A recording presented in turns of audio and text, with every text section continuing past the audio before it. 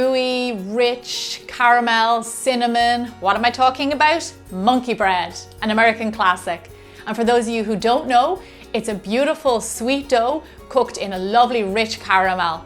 We're gonna make ours big and bold, and we're gonna stuff it with cream cheese, and we're gonna make our very own homemade dough from scratch. So let's get started. In a mixing bowl, add in your flour, sugar, salt, and yeast. In a separate jug, heat your milk, water, and butter until your butter has melted. Then add in your vanilla extract. To start mixing the dough, we're gonna just mix all the dry ingredients together first to make sure all the yeast and everything is combined. Then we're gonna add in our wet mix. Mix for 2 minutes on a low speed to activate the yeast. This is really important for the dough. Now that the 2 minutes are up, we're going to crank up the speed a little bit and let it knead for a further 6 to 8 minutes, or until the dough becomes more pliable and stretchy. Before we proof our dough, we're going to turn it out onto a floured surface and just knead it a little bit. Invest in a good dough scraper. They're $1. So put it onto a floured surface and then just get it a nice dusting in flour. The thing I love about this dough is that it is super soft. Look at how nice that is. And when it bounces back like that, it means that it's alive and the yeast is working. This is why I love to work with yeast. Okay, so once you're finished poking your dough, we're gonna get the bowl that you mixed it in, drizzle in some vegetable oil and rub the dough around the bowl. This helps the dough as it rises. Set your dough aside to proof at room temperature for around 1.5 hours. Cover it with cling film and a tea towel, just make sure no air gets at it. While our dough is proofing, we're gonna go ahead and start our next step, which is the caramel sauce. In a heavy bottom saucepan, heat the butter, brown sugar and cream until the sugar has dissolved. Add a pinch of salt for flavour. Once everything has melted, take it off the heat and set aside.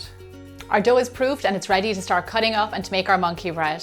As you can see, it's nice and thick, it's really bubbly, it smells a little bit yeasty, but that's good, it all adds to the flavour. What we're going to do is just punch out the air. Dust it with a little bit of flour and then just start to cut the dough into chunks. I like to cut it into strips and then chop them into smaller squares. The result, a lovely big mess of oddly shaped dough. Now for my secret ingredient. I smear some cream cheese into some of the pieces of dough. Cream cheese is inside to have your little bit of dough and it's going to bake in there, it's going to be beautiful. Now that our dough is chopped and stuffed with cream cheese, we're going to toss them in cinnamon sugar and get them nice and coated. It's going to make each little individual piece have their own unique little flavour. To assemble the monkey bread, you need a bundt pan. If you don't have a bundt pan, use a springform or a baking pan or whatever. Even a loaf tray will be fine. Pour in a generous amount of your caramel into the bottom of your bundt tin. Toss in some pecans, followed by half of your dough. Scatter over more toasted pecans and drizzle again with your rich caramel sauce. Toss in the remaining dough pieces and top it off with the last of the caramel. This looks amazing, but we're going to have to let it proof for around 20 minutes at room temperature. So we're going to cover it in cling film. We're going to let it rest. Right now we're going to stick on the oven for 350 degrees and get it hot to bake. We're going to have a little peek to see if the bread is proofed. As you can see, it has risen up. It's around 3/4 way up the pan. All of these little dough balls are nice and puffy. They're beautiful.